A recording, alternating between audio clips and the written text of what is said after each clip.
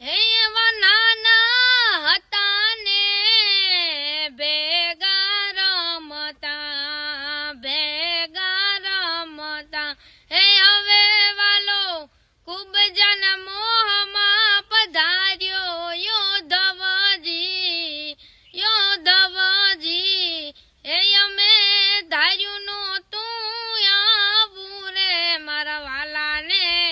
મથુરામાં જ જાવું હે એવા નાના હતા ને